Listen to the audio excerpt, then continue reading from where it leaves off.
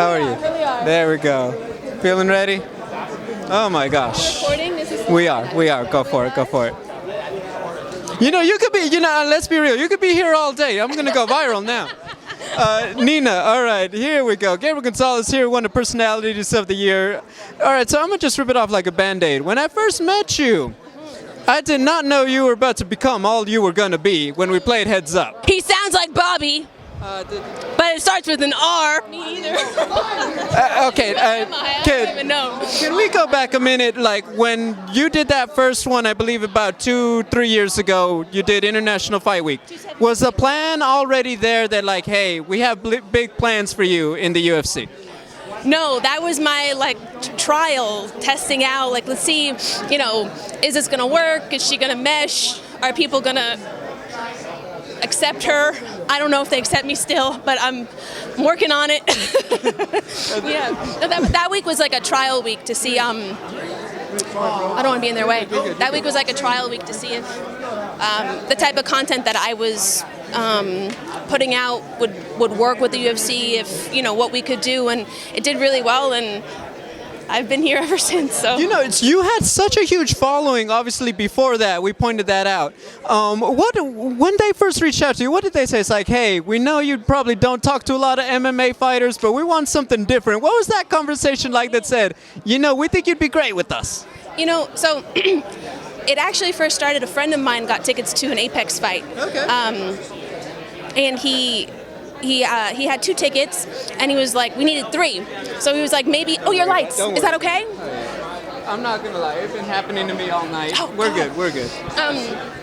So I was like, okay, maybe if I reach out and I say hey, my name's Nina, I would really love to come. I'd love to shoot content for you guys. Maybe if you guys have an extra ticket, Yeah. because I really want to come. I've never had the opportunity to go to an Apex. I didn't even know how to go about getting a ticket. I've always wanted to go, and they're expensive. Oh yeah. So we drove all the way from California. We went to the Apex fight. I was so excited to be there. I hit everyone up. I said, thank you so much for having me. It was such a blast. If you ever need anything in the future, these are my socials. This is what I can do. I would love to try to create content for you guys. I know it's not what you're used to, but maybe if there's a spot to try, I would love to try. Right. And because I was a comedy content creator before that, a couple people on the social team had already sort of known about my stuff. So they were like, no, we would love to keep you in mind, yada yada. So a couple months later, they hit me up. They're like, you know what? We might be doing something for International Fight Week. This is 276. If you want to come by, do the week, make as much content as you want. Let's see what you got. So my team and I brainstormed so many ideas. We're like, okay, we're gonna do this. What's trending right now? What do you think will work? Who would be down to film it? And the minute we got out there, we hit the ground running, because I was like, I really want this to work. I never knew MMA had been a part of my life, my whole life. My mom was a martial artist. I grew up doing martial arts. I trained Muay Thai for I used to co-own a boxing gym. This is all stuff I don't ever talk about it, because it's it's not really about me,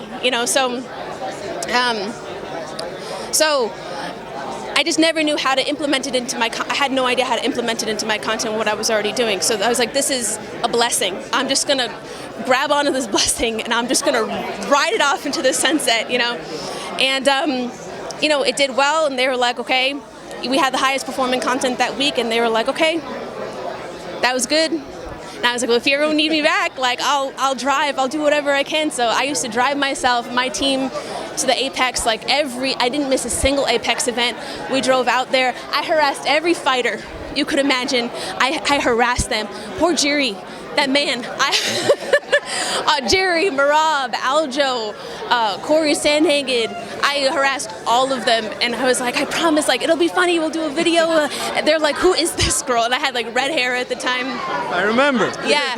So, that's how it sort of started, and it started to snowball, and the videos started to pick up, and they started to do well, and then Power Slap came about, and I was like, put me in, I'll do it. I want to be a part of Power Slap. I would love to be a part of Power Slap. And so we were doing a social. This is a really long-winded answer, but I've never. No, really I don't think it's out there. I'm with it. So then they were doing like a social show for Power Slap to promote Road to the Title the first season, and I was like, I have so many ideas. Like put me in. We did like a whole outline of episode to episode to episode, what we could do, how we could market it, how we could get it out there. And one of the episodes was to interview Dana. And that was the first time I met Dana. And I remember I have like the video on my YouTube, but I was like sweating, kind of like what I am right now. I was like sweating profusely. I was so nervous. I can't tell. Yeah, but then it's all been a blessing since, and I don't know. I'm just grateful to you're part of the recipe now to a lot of fans. I'm just grateful to be here with you guys. It's been a blessing. I'm just I'm so honored and happy. Yeah. Did you ever finish your degree in creative writing? Yeah, I have a degree in creative writing. Do you mind if I ask where? SUNY Purchase. Okay, I got mine at UC Riverside, creative writing. And I read that, yes. You did? I do. Yeah. And I read that and I was like, oh, she got one of those too. I have a concentration in poetry. I was fiction. I know, but I remember the poetry people always seem to have more fun. We got too serious in fiction. I think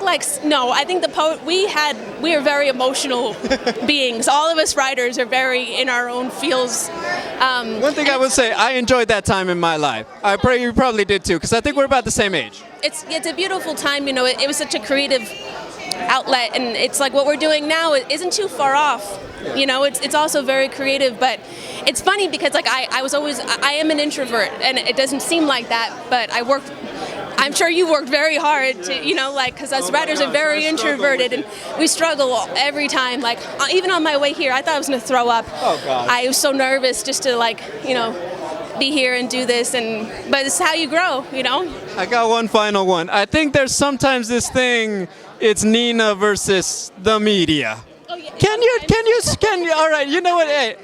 I'm right here, you're right here, talk to me, let's set the record straight. What is it, where are we at, Nina, and the media? What do you want people to know that make all these assumptions online all the time about your relationship with us?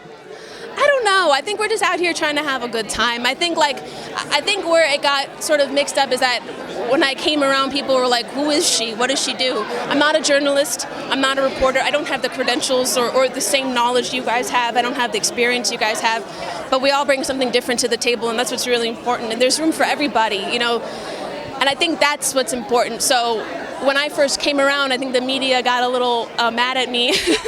I was like, man, I'm just trying to, I'm vibing. I'm just trying to have a good time and make people laugh. But I understood maybe like some people felt like,